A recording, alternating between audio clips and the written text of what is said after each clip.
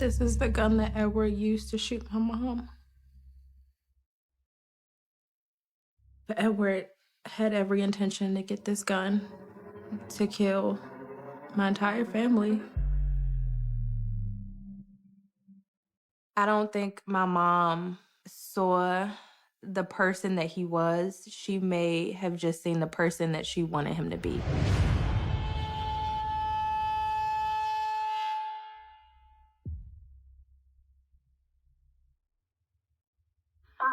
A guy came with, he had a gun, and he shot her.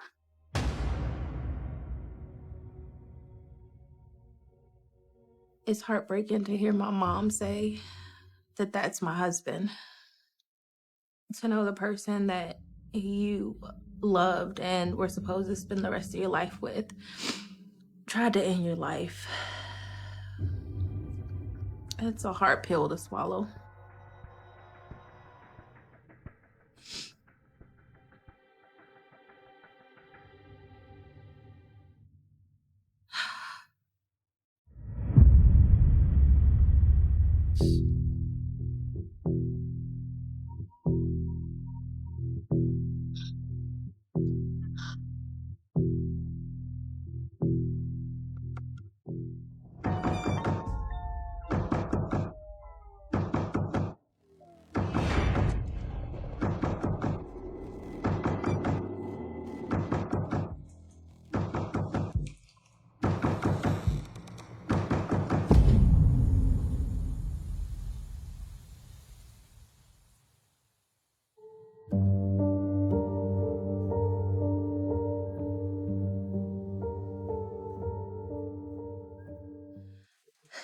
That's a picture of my brother, Edward, and myself. I was actually getting ready to go to a 6th grade dance. It's very hard to look at pictures of him because I would never imagine the person in this picture would do something like that to us. If I could, I would erase Edward from this picture. I never felt comfortable being close to him. You can see in my body language and in my hands and in my smile that I wasn't comfortable being there. There is a gap between us. That was an unconscious decision to have that space. It felt comfortable to keep that space in between us.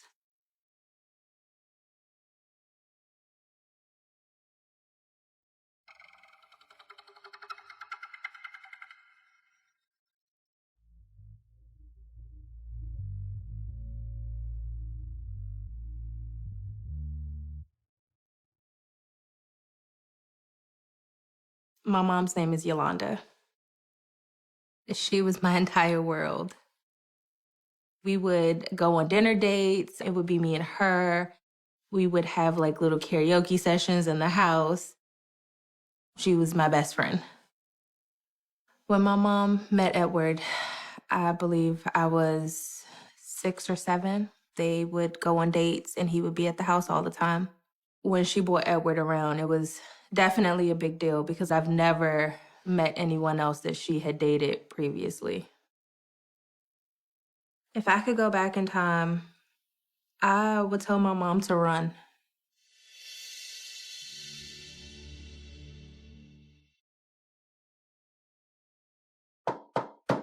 I remember one day Edward promised to take me on a picnic. Hey.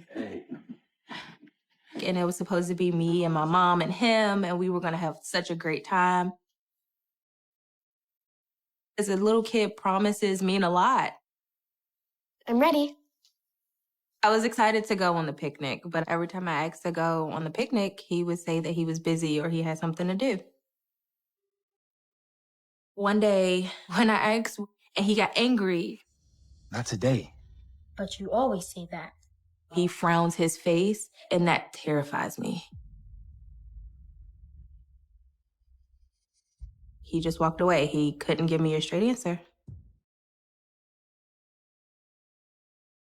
He got my hopes up, and he never took me. To have an adult promise you something and not come through, it's kind of disappointing. I seen Edward's true colors from the beginning, and he was just really good at masking that from my mom. So I do think he was putting a show on for my mom.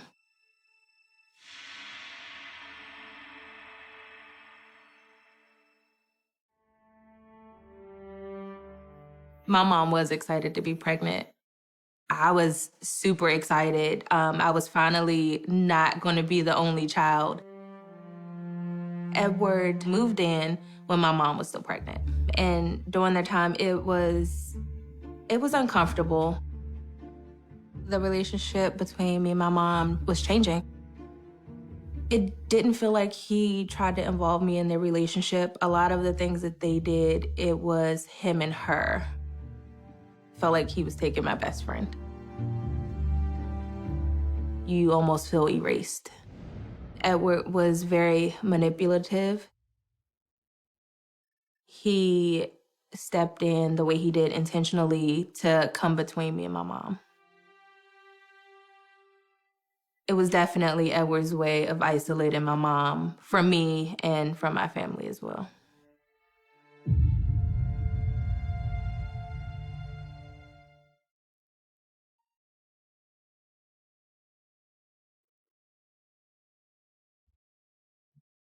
Growing up with Edward in the house, he made like specific rules. Family weren't allowed in specific rooms. No one could sit in his specific chair. He was very controlling in his nature. At one point in time, it became my job to iron all of Edward's work uniforms. We had a laundry basket specifically for his work uniforms, and I was expected to iron his shirts and his pants a specific way, put them on a hanger, and hang them in a specific closet for him. Edward had a specific crease in his pants and in his shirts that he liked, that he expected me to do. It easily took over an hour. And if he found one that he didn't specifically like how I ironed, he would get angry. What is this? He would call me stupid. He would say that I'm dumb. Do it again. And I would have to go back and do all of the uniforms over. As a little girl, it makes you feel very low. It kind of breaks your self-confidence. All right. He loved having control and making me suffer. I didn't want to be around him, and I didn't want to hear those things about myself. So even if that meant staying away from my mom, because him and my mom were in the same room, I would stay in my room.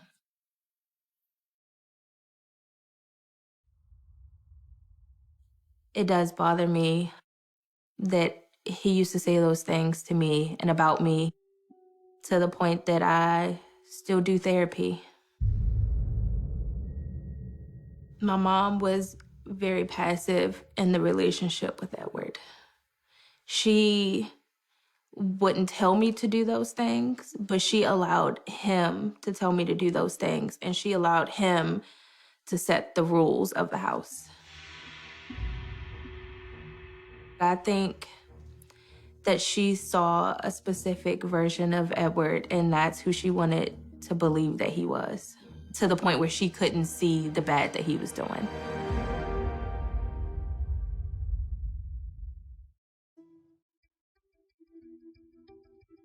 I had a cockatiel named Tweety.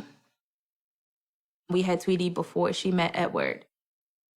When you would walk in the house, we would open the door and we would say, "Tweety," and he would go, "Pretty bird, pretty bird."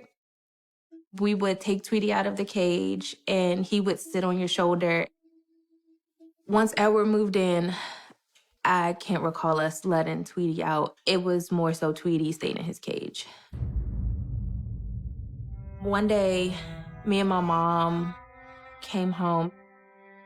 Edward was home when we came. He was actually in their bedroom. Sweetie? And the rest of the house was dark. Sweetie? So we opened the door and I said, "Tweety," and I didn't hear anything. So I'm like, okay, maybe he sleep or maybe he didn't hear me. So I say it again before we fully get in the house to turn on the lights. I didn't hear anything. And I put my book bag down and I take my coat off and I turned on my lights and Tweety's laying at the bottom of his cage.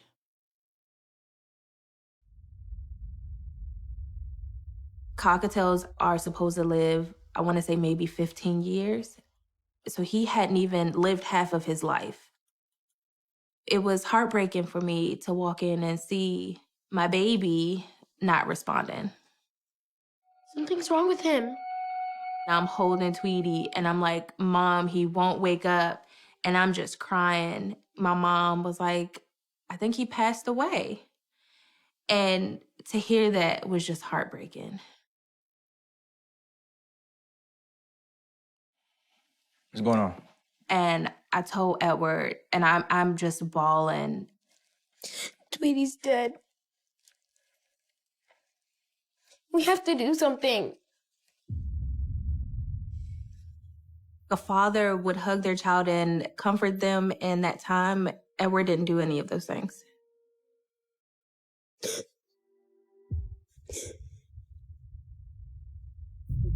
And I'm like, I want to bury Tweety. That was my first pet.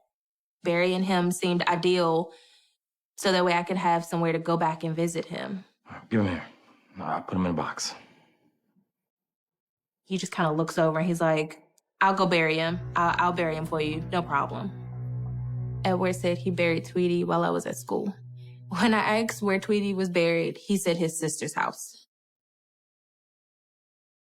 Years later, I found out that he didn't actually bury Tweety. He threw Tweety in the trash. I'm absolutely certain that Edward killed Tweety. It seemed like he wanted to only be the only good thing in my mom's life. You have to be a broken person to want to hurt a kid in that kind of way. When I was about 12 or 13, Edward grounded me for an entire year. When I was punished, it meant no phone, no going outside, no riding bikes. I couldn't do anything extra. So it was coming straight home from school and coming in the house and doing homework, and that's it. During that time, a lot of my friends were like going to the movies and hanging out. Again, that's the age where you start to build those tighter friendship connections. And I'm just like, what did I do? But to be locked in the house and see the kids outside the park across the street having fun, it feels like prison. I think that he took pleasure in knowing that he controlled that punishment.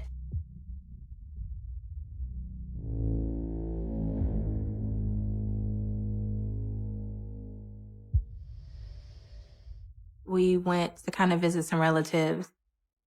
It was nothing out of the ordinary until the day we were expected to leave. I had a class at 8 o'clock the next morning. So the plan was we were supposed to get on the road by a specific time so that way they could drop me off at school.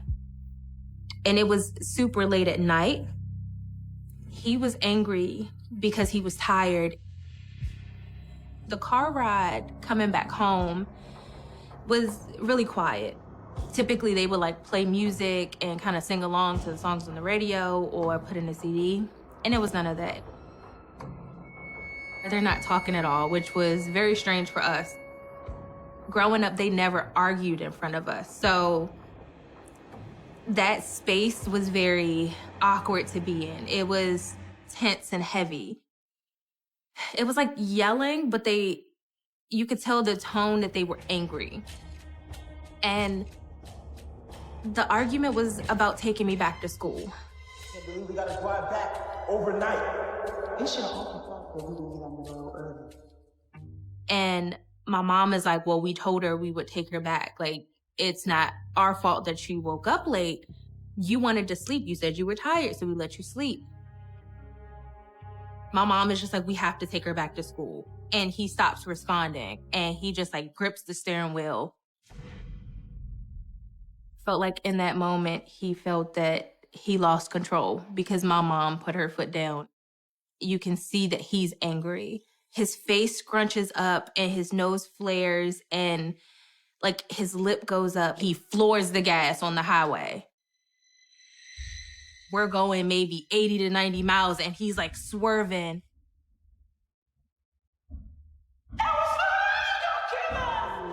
My mom is turned towards him and she's like, my kids are in the car, like you need to stop.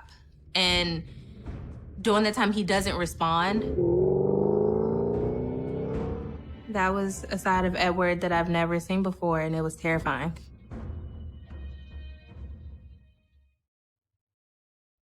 He didn't drop me off at school. He actually went to our house. He pulled up in the driveway. He angrily threw the car in park and jumped out of the car and walked into the house.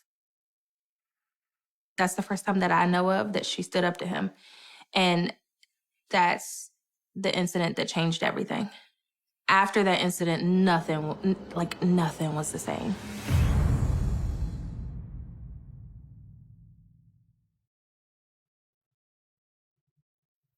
I was actually back at school. I want to say it was maybe 7 or 8 o'clock. I get this call from my aunt, and it was my brother on the phone. And he's crying. He was telling me that we were going to be okay. We were going to find a house. Everybody's going to be okay. I'm very confused. When he's saying all of this stuff, the big sister in me is just like, I just need to get him to calm down. He finally gives the phone to my aunt. And my aunt is just like, he hit your mom. And at that moment, it feels like everything stopped. I never imagined that happening. And you're just stuck. Because in my mind, I'm trying to figure out how we got to this point. And it's just like, what happened?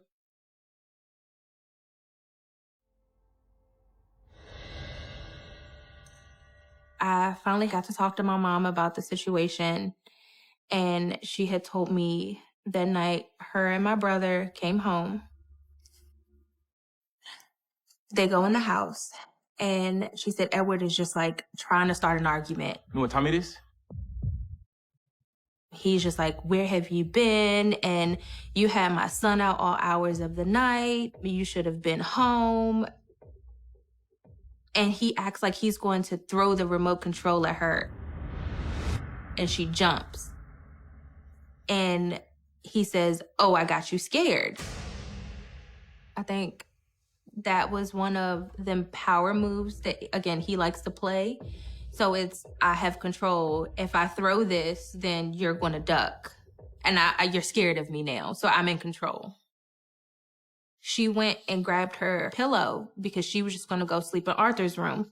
As she was trying to leave out of the room, he basically pounced on her.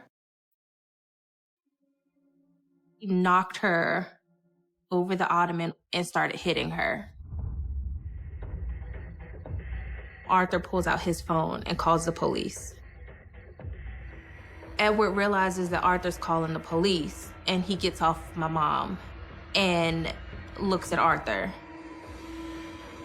And my mom immediately jumps up and she's like, if you touch him, I'll kill you. If you touch that boy, you a dead man. And that's when he walks out of the house.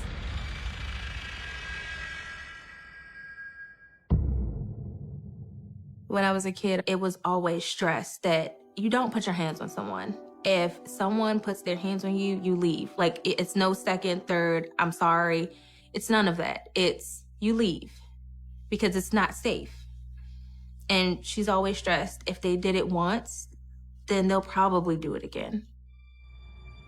It was hard to hear my mom tell this horrific story to me over the phone. Like, It almost seems surreal. I wouldn't have imagined anything like that ever happening. I'm stressed, I'm angry, I'm frustrated, I'm worried. I could tell she was crying. She was like, don't worry, we got everything figured out. When she told me that, I felt relieved because she was finally getting away. She finally had had enough. That was her last straw. My mom filed and was granted a restraining order against Edward. So I knew my mom was leaving, and I thought that that was the end of it.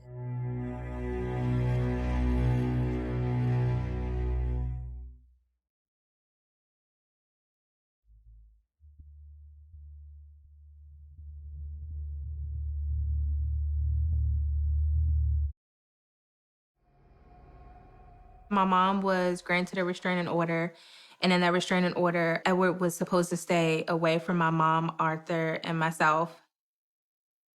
Even though the restraining order told him to not contact anyone within the family, Edward would still call my aunts. He would still go past family members' houses and try to plead with them to get my mom to talk to him. I would say he was stalking her.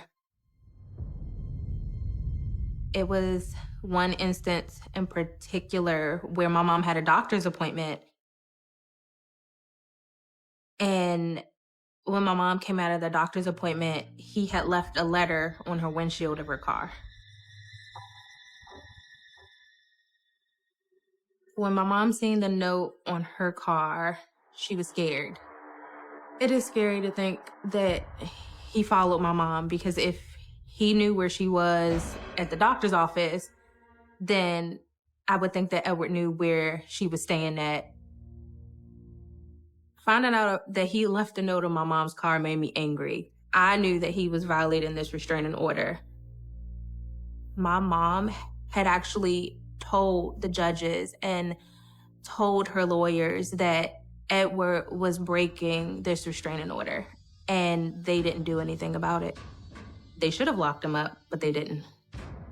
In this situation, my mom did everything that she was supposed to by law, to protect herself and us, and bad things still happened. It would have definitely been different if they had actually listened to my mom.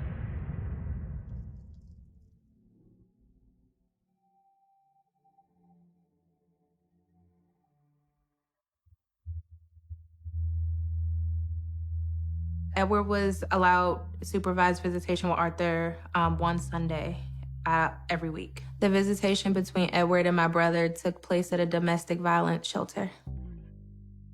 The place was chosen by the court because it was a neutral ground.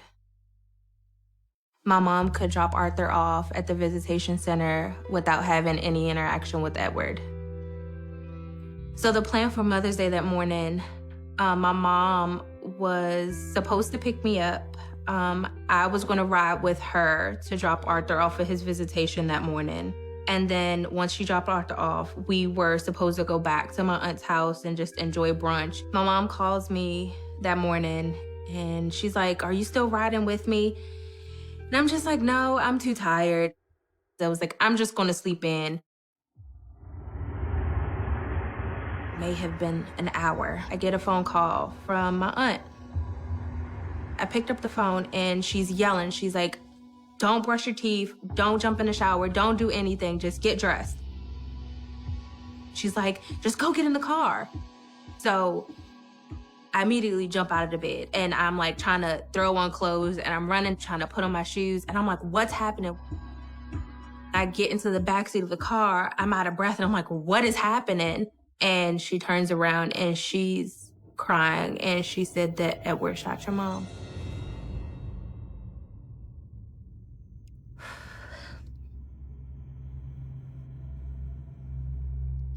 Need a second.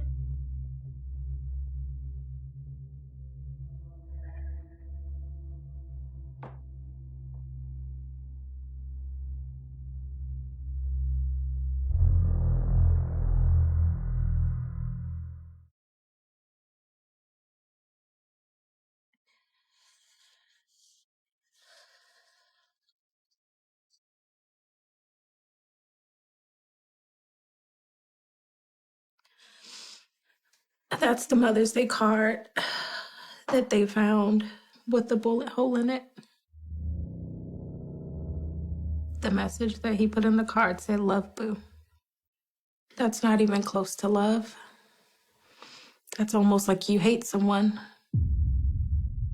Edward was willing to take my mother's life and attempted to take my brother's life because he didn't want to see them happy. This is the perfect example of I love you, but I hate that I can't have you. I can't look at it anymore.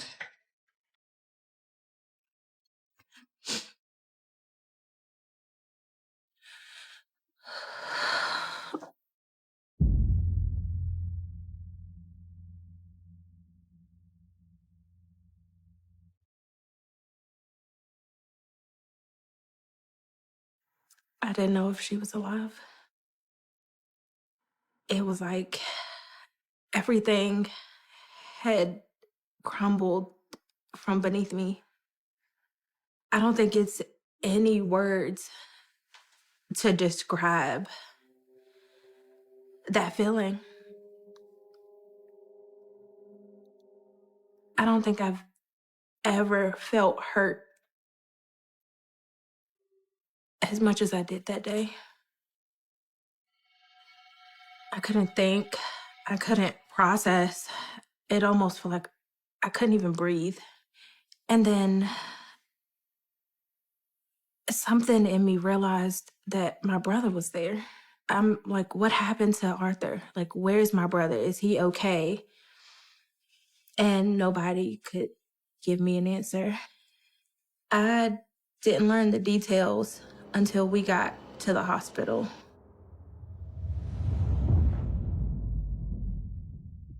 So that morning, my aunt had volunteered to ride in the car with her to drop Arthur off. They went to the visitation center, and my mom and Arthur got out of the car.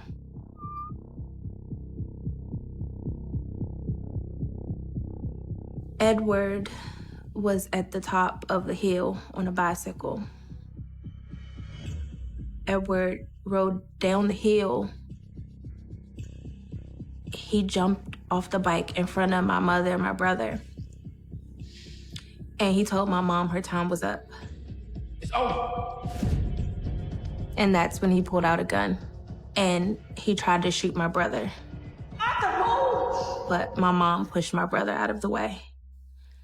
And she got shot.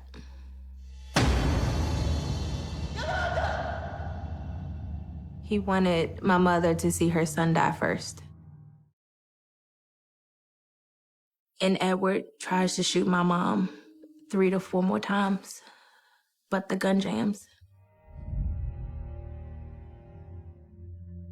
My brother runs to the van where my aunt is parked at, and Arthur's on the phone with the police, and he points the gun at the car and yells at my aunt, "I'ma kill you, B," and tries to shoot at the van, and the bullet ricochets off the windshield. And he runs back up the hill, and he disappears.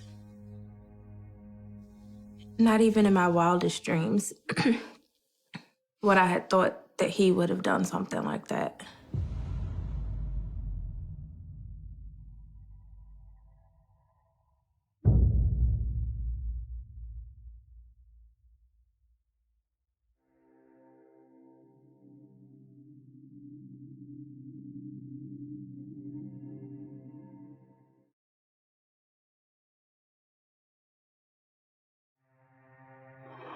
Prince George's County 911. What's the location of the emergency? My God, we need them now. We need them now. We need you now. My daddy just shot my mother. Oh my God, you gotta keep them. This was the 911 call that my brother made after my mother was shot. I'm so hurt that my little brother was the one who had to make this call.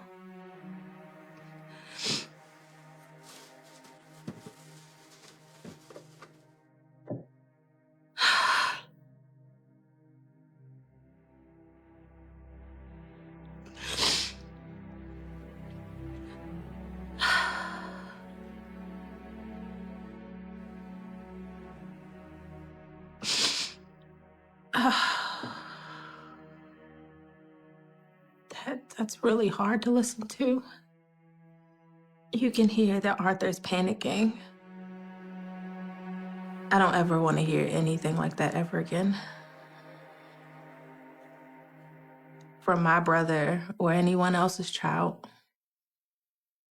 It's difficult to picture that entire situation in my head.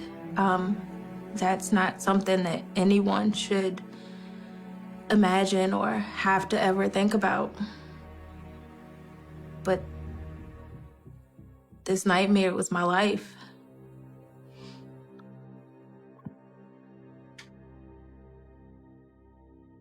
And Edward was the one who made this a nightmare. Since that day, Arthur has put on this shell, and he feels that he has to be the strong one. Before this, he was able to be a child. And after witnessing all of this, he wasn't able to be a child anymore.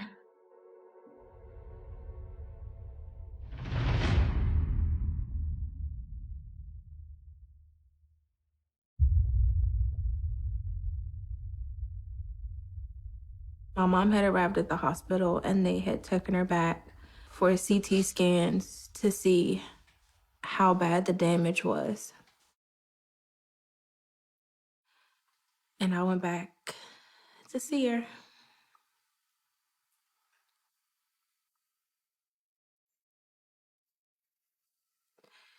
And she had her eyes closed.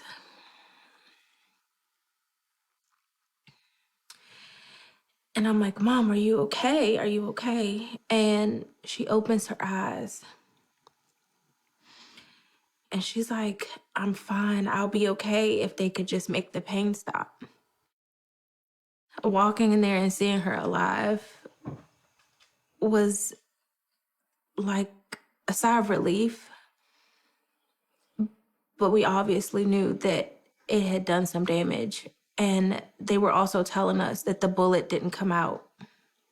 I just held her hand and crying and telling her I love her. And then they said they had to take her to surgery. And when they wheeled her away, I didn't know if that was the last time I would see my mom.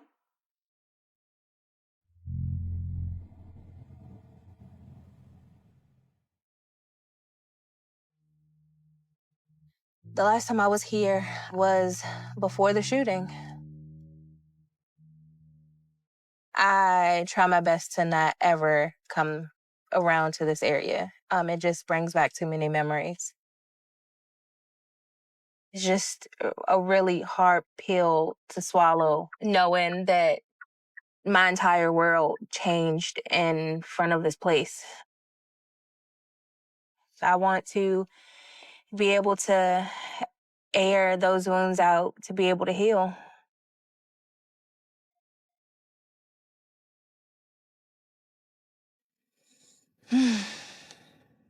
Yikes. To be here and, again, see this sign. This is domestic violence awareness, and it's sickening to know that, again, this was supposed to be a safe space, and my mom almost lost her life at this safe space. The actual shooting, where did that transpire? Right here.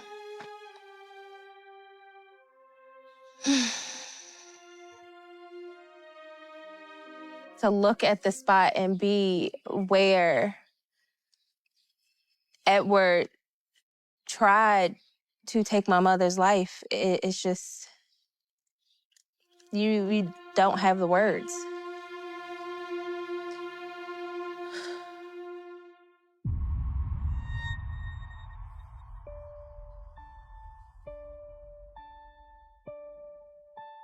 My mom was in surgery. To me, it feels like forever. But I want to say it could have been anywhere between 5 to 6 hours. Every time we seen a doctor come out, my heart stopped. It's sickening. It's gut-wrenching.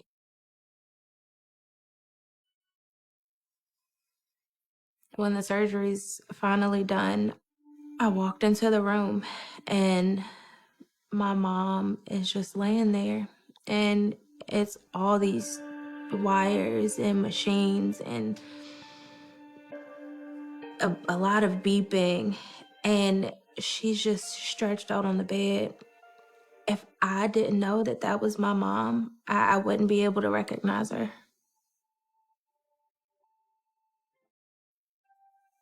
That is one of the images that haunts me the most.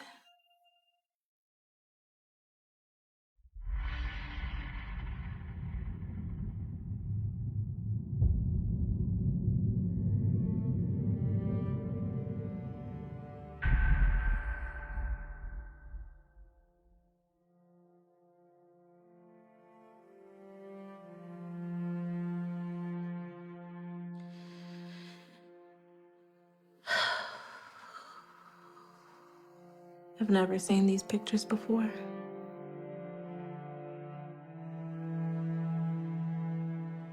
This is my worst nightmare in a picture.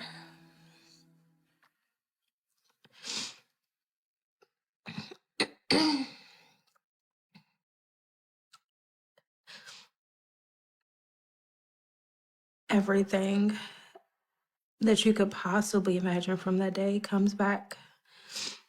The numb feeling, the feeling of not knowing, the feeling of being scared, the smells, the sound, it all just floods back. Standing beside the bed, I didn't know if she could hear me, and I didn't care if she could, but I wanted her to know that I was there. And I wanted her to know that I loved her.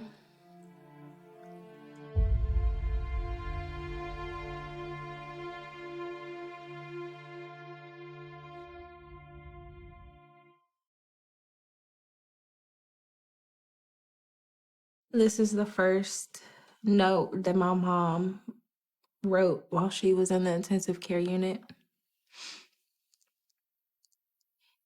And this is something that I hold close to my heart. It says, "I love you, Arthur.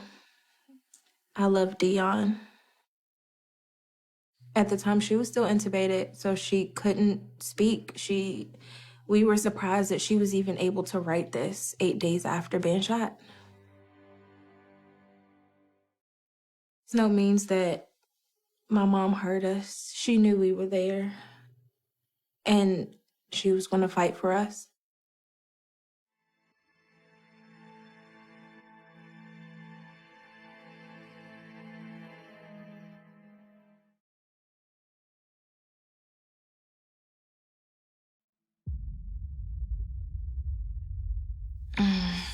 I can't look at that. And I know exactly what that picture is. It's his mugshot, and it almost looks like he's smiling. And it makes me so angry because it's almost like he enjoyed what he did. And I can't stomach looking at his face. If there was anything lower than hell, is where Edward should be. It's like the judge said, Edward doesn't deserve to see the light of day. And I don't even think prison is where he should be. If not prison, where should he be?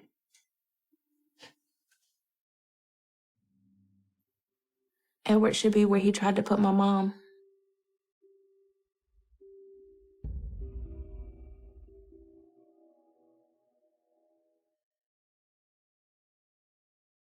My mom was so lucky that day. And my family we always talk about how we believe that the angels of our family that had passed away were the ones who saved my mom. Because Edward tried to shoot my mother 4 times after the initial first shot. And Those 4 angels were my grandmother, my grandfather, my great-grandmother, and my great-grandfather. And they made sure that my mom didn't sustain any additional harm. And my mom is one of the strongest people I know. And she put up one hell of a fight. My mom literally took a bullet for my brother. And my mom would do anything to protect us. My mom is a hero, and she's my hero.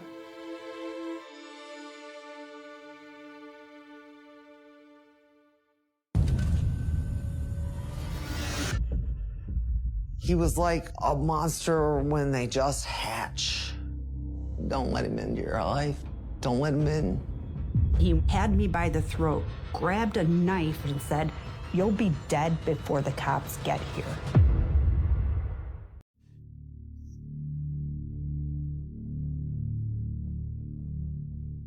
A lot of stuff that happened when we were kids could mess you up forever.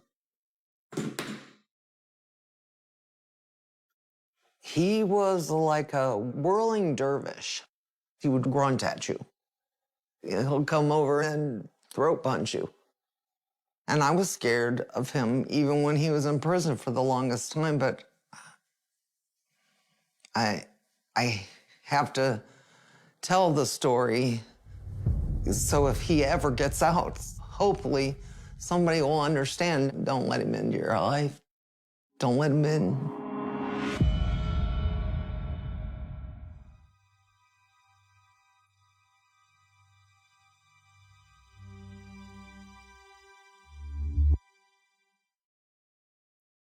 I always knew that the day would come that somebody would want to tell his story.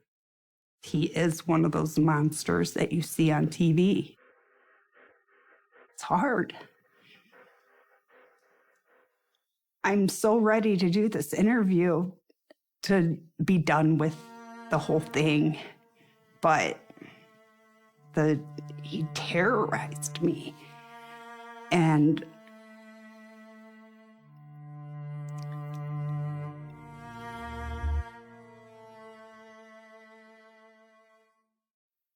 it makes me sad for what he did to me and other people. I wasn't the only one. It breaks me. It breaks my heart. It just hurts my soul.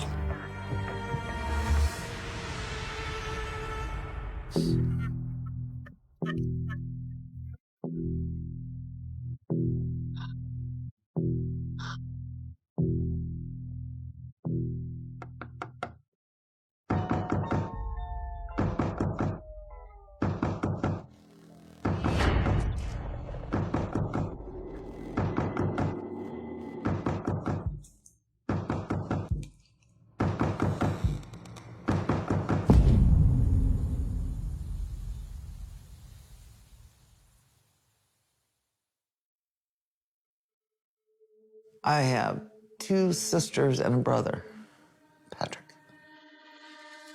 He's about 4 years younger than me. My mom and dad broke up, and my mom was with Vern. That's Patrick's dad. And they got married, and it was toxic from the beginning. Patrick was crazy ever since he was like a toddler. But even though he was like that, he was just my brother. I didn't know that he was going to be the monster he came out to be.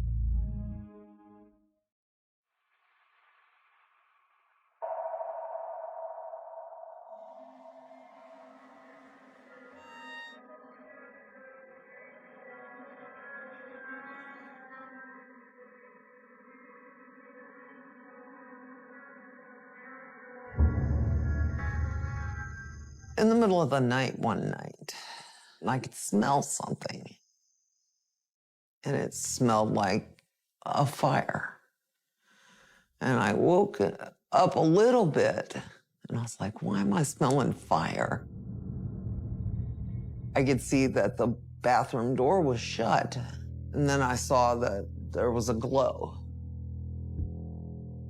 And I opened the door, and there was a big fire in the sink. Patrick was actually lighting fires in the sink and watched them. I said, "What are you doing?" And he laughed. And he goes, "I'm having fun." Isn't this great? Patrick's eyes went, they were like almost black, but you could almost see like a fire in there. Turn on the water. And I was like, "We have to put it out. It's gonna spread." I started screaming for my mom and dad. And then I got in trouble for it because I didn't stop him before he did it.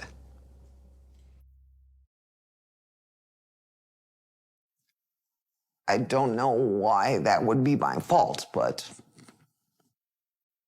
Patrick had already went back to his bed and went to sleep. We were trying to put out the flames and he's asleep. The next room, like nothing happened. And he was starting fires on a regular basis.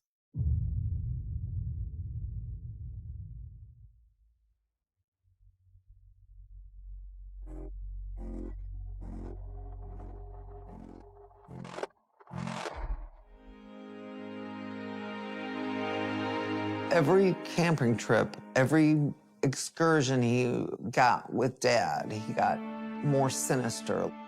It was the last time they went. They came home earlier than they were supposed to. And even my dad looked kind of weirded out about Patrick. I think he saw something not right about Patrick that last trip. It ended really abruptly.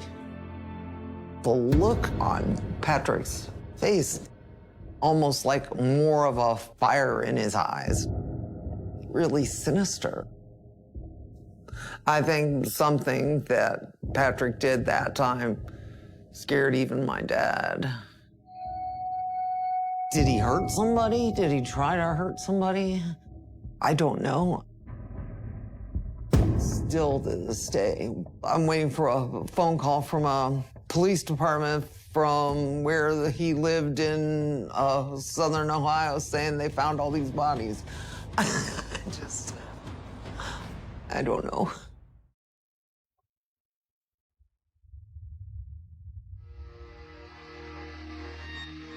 My dad got Patrick this gift one day. It was this BB gun. We lived in this wooded area, and I could hear something. And it was him. He was shooting. I was like, "What are you doing?" And he told me, "They try to run for me, they hide, but I will find them. I know how to find them." He was shooting cats and dogs that were just running around in the neighborhood. And I was like, "Stop, you gotta stop, you gotta stop." But he didn't stop. So I took the gun, and Patrick's like, "No, no, no." But I took the gun and I put it in the house and I put it on the table. And Patrick came in and he just looked at me, and the look on his face, it was like an animal. And he got that gun and he started beating me with it. I mean, beating me with it. He was just like fueled by hurting me. I was trying to get under the dining room table. I was bleeding because it gashed me because the stock was so hard. It got worse and worse. Every time he hit, it fueled his fire. And he's like, "I am the man, I am." He was like, "I am God. Nobody messes with me." I thought I was gonna die that day too.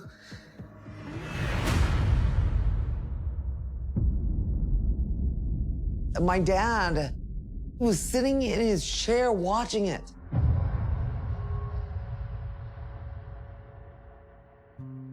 He didn't stop him.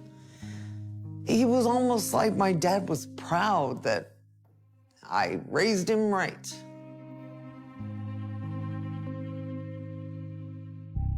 But my grandma was there, and she was freaking out. They thought she was gonna have a heart attack. And then my dad made him stop. I was in the hospital for 2 days. I had a concussion. I had to have stitches over here and in my knee. My ribs were deep bone bruises. The doctor said if he'd hit me square on, I'd have been dead. He was a monster. He was like a monster when they just hatch.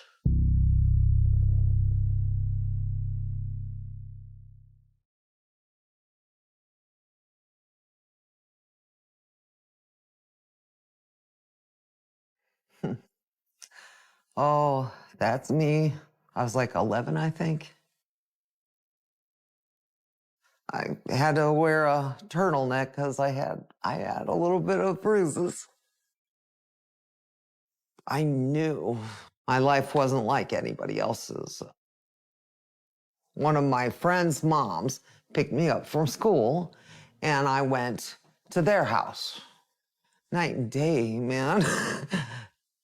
The parents were nice. The kids were nice. Nobody was screaming. Nobody was getting hurt. I told my friend, is it like this all the time? And she's like, what do you mean? Nobody yells here.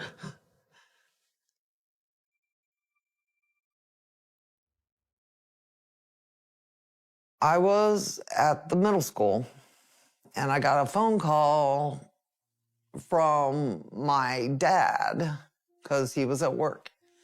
And he said that Patrick had gotten into trouble. This kid at school had this new truck that he got for his birthday, and he was playing with it at recess. And Patrick wanted the truck, and he wouldn't let Patrick have the truck. Patrick put this kid in the hospital. And I came home, and he was already home with my dad, waiting for me. Yeah, I didn't get all the way in the house before I was on the ground. And that time, my dad hit me a few times, and when I was on the floor, Patrick kicked me a few times. My dad would tell us, maybe it'll be your lucky day, but maybe it won't. Maybe this will be your last day on earth. I think I passed out a little bit. All I know is a little while later, I woke up. My dad said, clean up this mess. You gotta start dinner. Your mom's not gonna be home until 6 o'clock. So I started cooking dinner. I was in trouble because I didn't save him from hurting somebody. I still don't understand that.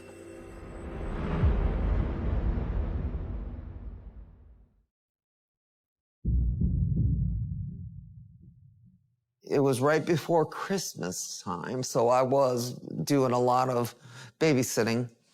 And I got home, it was right before 11:30. So I went to bed, and something didn't feel right. It didn't seem right. And I looked around, and he was sitting in a chair. I froze for a bit. I thought I was dreaming. It was just a nightmare. He was just looking at my bed. I looked towards my sisters to see if they were all right. When I first looked at them, I thought they were already dead. I didn't see them breathing right away. And he's just eating chips. I was like, Patrick, what are you doing in here? And he goes, nothing. I'm just watching you. I said, why are you watching me? No reason. Not right now. I said, how about you go and leave me alone, or I'm just going to have to wake up Dad. So he went back to bed. It was weird, real weird. And I didn't want to go to sleep because what he was going to do. I didn't know what he was going to do. I was like, yeah, he's coming to kill me. I watched him grow into a monster, and I tried to stop it.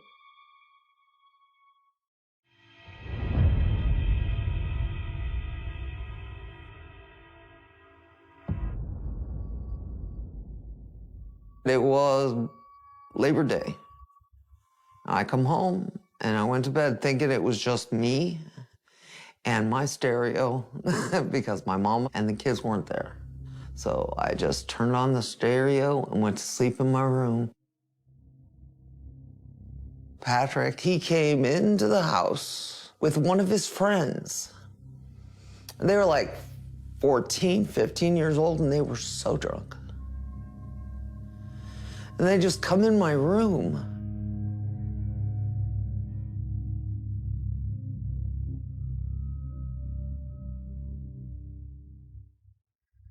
Okay, hold on.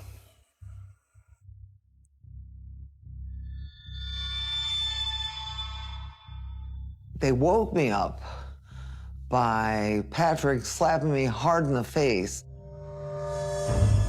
And he said, hey, bitch, you need to take us to the mini mart so we can get some more beer. And I was like, no. And his friend was like trying to get in bed with me. And I said, get away from me. Get away from me. And that's when Patrick said, well, maybe he likes you. I was like, Patrick, I'm your sister. And he's like, no, actually, you're not. Dad told me you're not my sister. You're just another woman.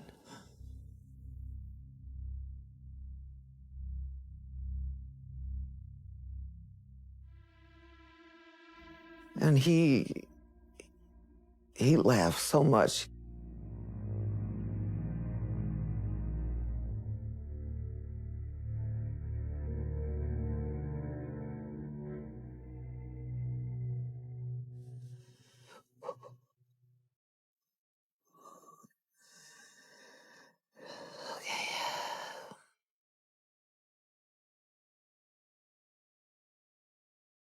Sorry.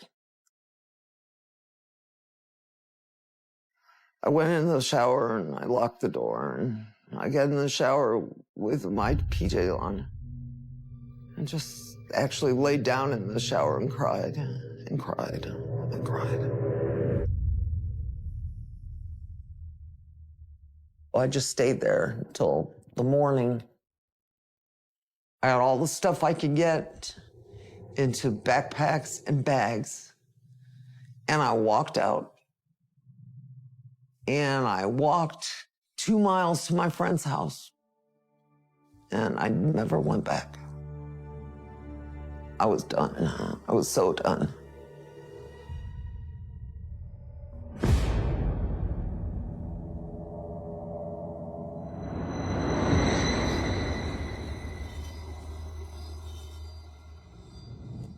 One day I got a call from my sister saying that Patrick and his wife got into a fight and he's in jail right now. He was beating her up and he poured kerosene all over her and put her in the bathtub so he could light her on fire. It took me back to when he was a kid and he loved playing with fire.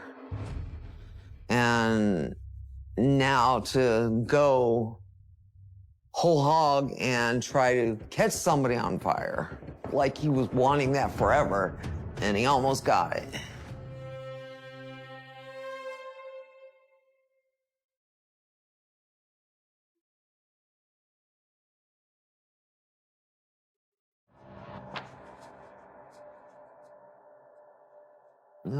This is a statement that Angela wrote after he tried to burn her with kerosene. I asked him to stop, and he just kept slapping me.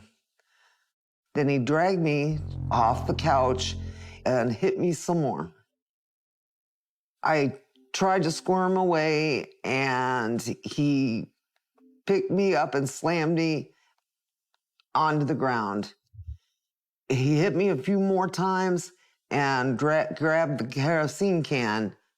He said that it would be pretty funny for the trailer to go up in flames and him and the baby get out, since I'd be burning up with it, and poured it all over me. What got me is it was so vivid. Me just reading it, even though it was so long ago, the vividness in my mind of her writing it, knowing it had just happened to her, it chills me.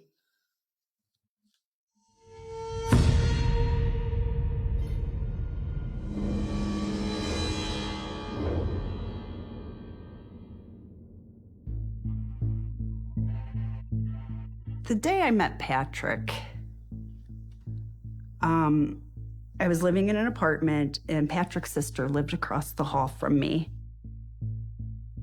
Patrick was knocking on her door because she'd said, "My brother's coming," and she was running to the store, so I opened my door.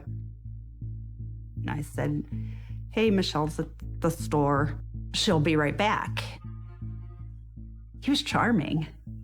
He was tall and muscular and dressed very nicely. And he says, "Hey, can I call you?" I gave him my number, and we started hanging out regularly.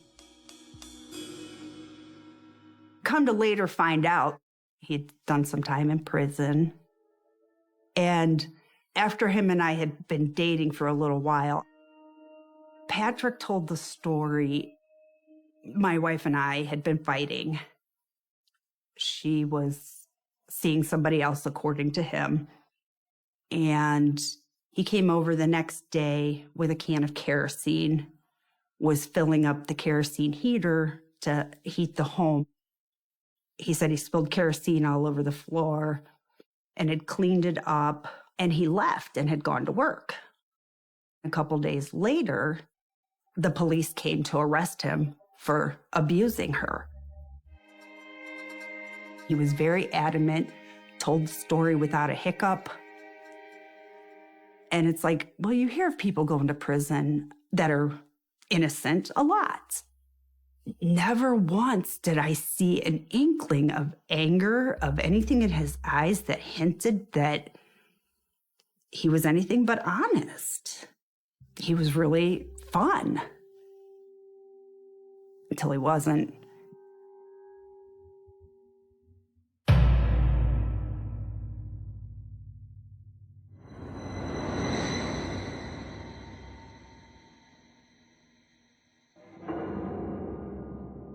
He was sitting in his room one night, and I went in to say something to him, and we started talking, which then led to an argument.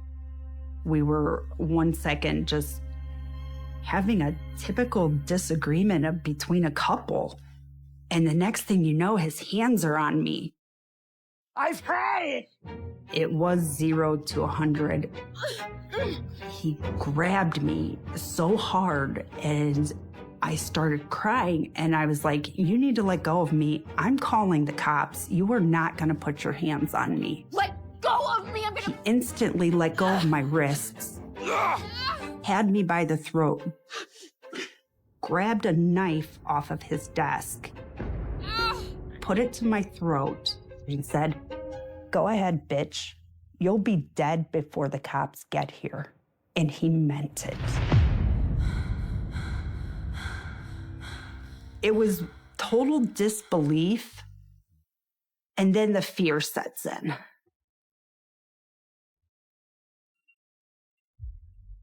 I realized the reason he went to prison was very real. He went to prison for actually doing what he was accused of doing, convicted of doing. I didn't call the cops that day because when he told me he would kill me before they got there, he would slit my throat, leave me laying on the floor bleeding out, he meant it.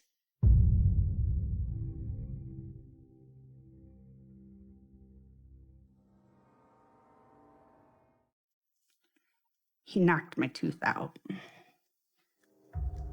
that day.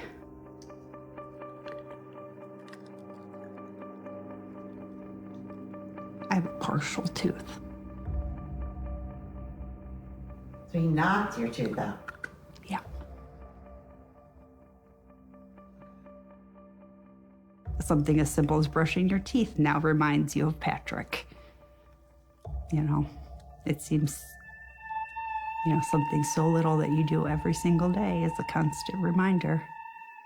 You have to work really hard to keep it at bay. I was just a shell. I didn't know what to do. And in the beginning, it was easier to blow it off because it didn't happen regularly.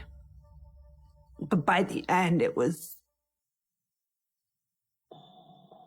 daily. No matter what you said, no matter how much you tried to say the right thing, it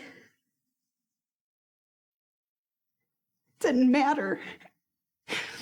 You knew you were going to take a beating for it. He terrorized you. I took those beatings. I was terrorized. It happened to me. He did this to me. But not just me.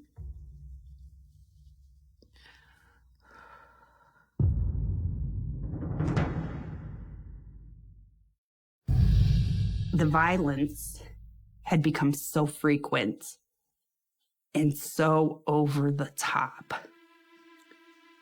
I got to the point that I actually said to him, why don't you just kill me? And he looked at me. I've never seen anything like it. It just made the hair on my arms stand up again.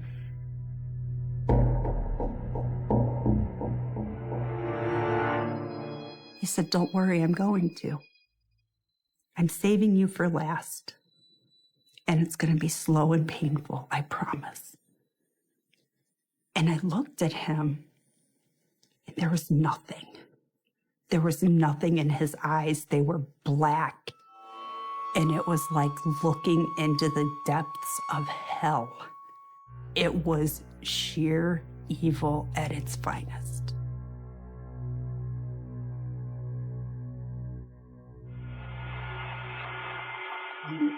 I knew something bad was coming, and I couldn't stop it. I didn't know how.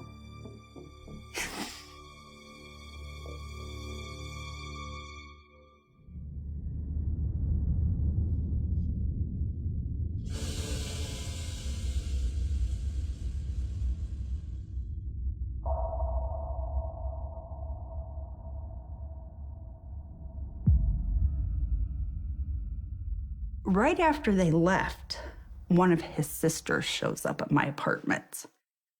I said, the police just came and picked him up. And she goes, oh my God, where was he last night? I don't know. I don't know where he goes. I don't ask him. I don't talk to him any more than I have to. I'm like, what is going on? She said Angela's house was burned down. And it was arson. His wife is dead. His wife, her significant other, and 5 children are dead.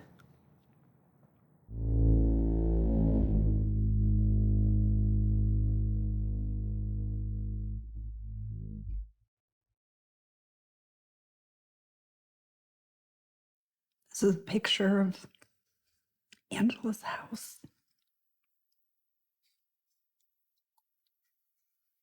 I look at this and I just think of the terror that they felt.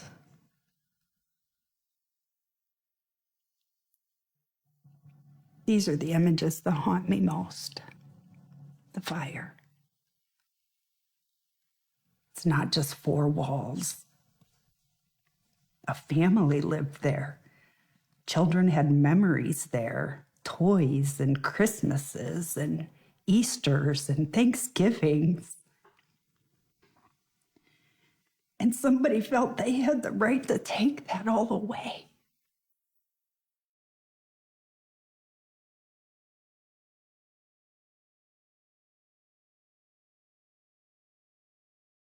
I'm sure she thought she had escaped his terror, his reign of terror.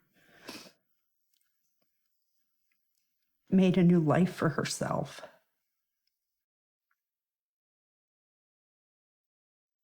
And he took that.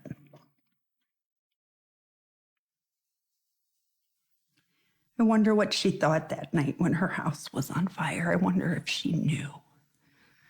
Did she think Patrick did this?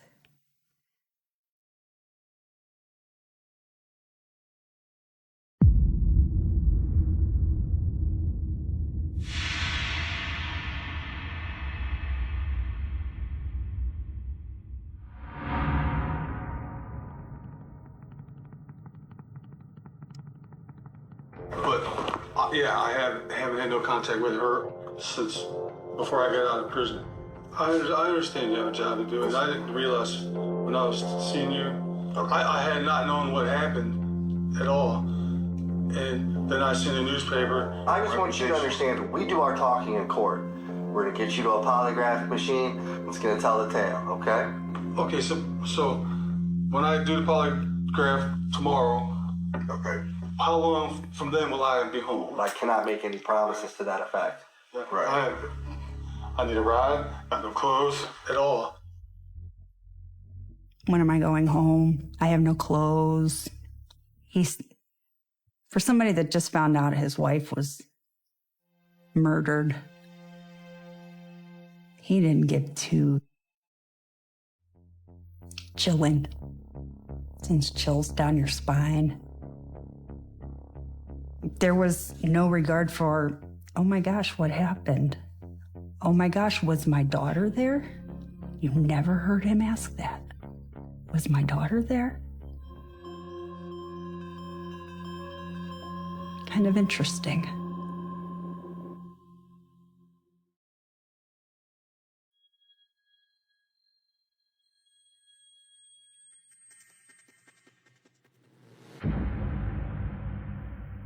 They were never able to completely pull a case together against Patrick.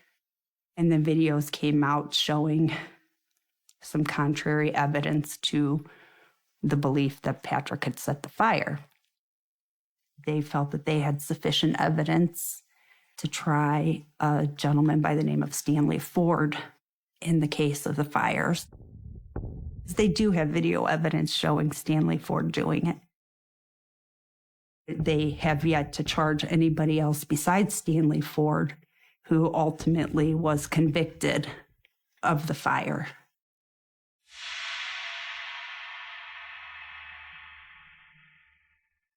Despite that, every ounce of my being believes that Patrick did it. Patrick had a hand in it. I don't know exactly where. I know Stanley Ford had done some time in prison at one time. I tried looking to see if Patrick and Stanley Ford's time in prison overlapped somewhere. Maybe he owed him a favor. Maybe Patrick protected him. I don't know. I have no idea. But I believe that there's somehow, somewhere, a link between the two. I never once doubted that he did it. And I believe that with the very core of who I am.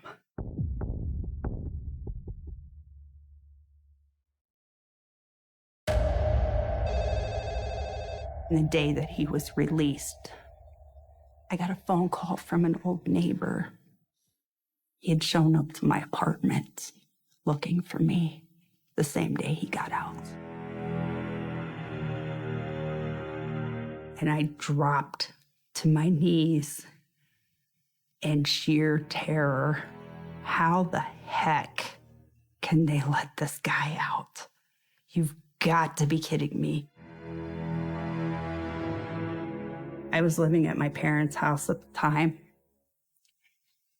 I packed up and moved out for their safety because I thought if he's looking for me, he's going to burn my parents' house down with me in it. I up and vanished. I couldn't count on my family being safe as long as I was around.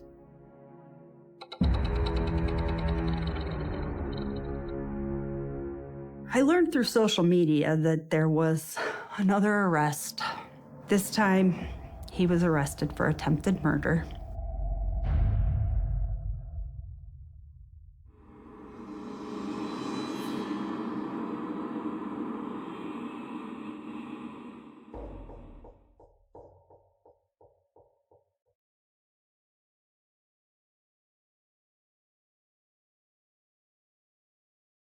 I think about the day that Patrick could be released a lot. It's a terrifying thought. He's not just going to change his stripes and get out and all of a sudden be this model person. He's shown throughout his whole life from childhood on that that's not who he is. Best case scenario, I can hope he dies in prison. I can hope that he never gets out.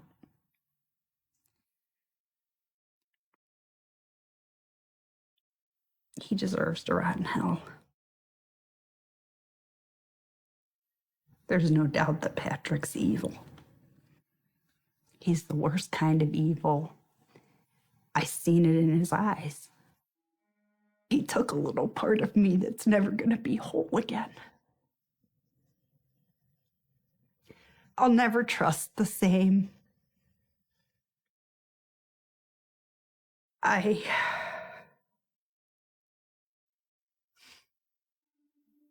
Your sense of security is always shaken. As much as you try to build your safe, you realize how fragile it is when a car that looks like the one he drove drives by and you still tense and feel that all over again. Or when you're somewhere and you see somebody out of the corner of your eye that maybe resembles his stature, and all of a sudden you're doing a double take like, oh my God, is it him? Even though you know he's in jail, you still have that sense.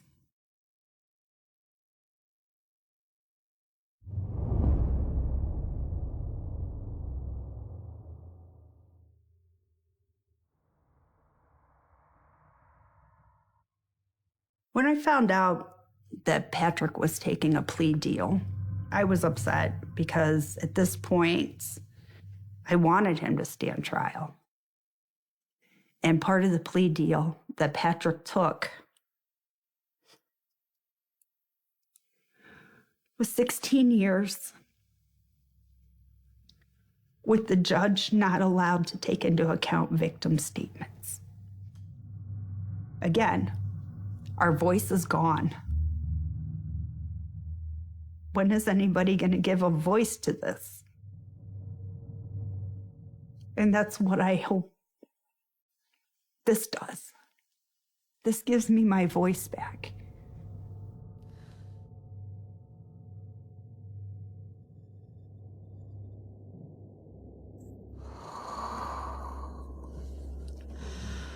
Yeah, this is one of Patrick's bug shots. He still has those eyes, like you could see in his face. I can see in his face because I saw him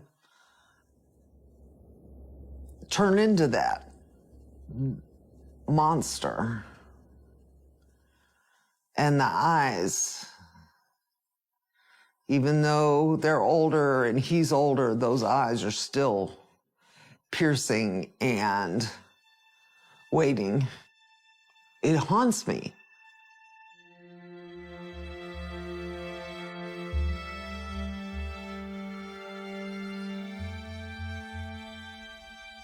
The weight is off my shoulders for a bit.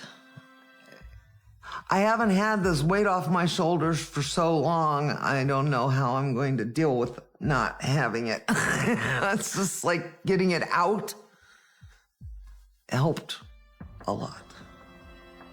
It actually did. If I could talk to my brother, I would tell him, I loved you so much when you were born. I tried to protect you. I tried to guide you. But this is where you have to be. You can't be out with people because you're an animal. I think Patrick is evil. If he gets out, I will try not to be afraid. But I'm done running from him.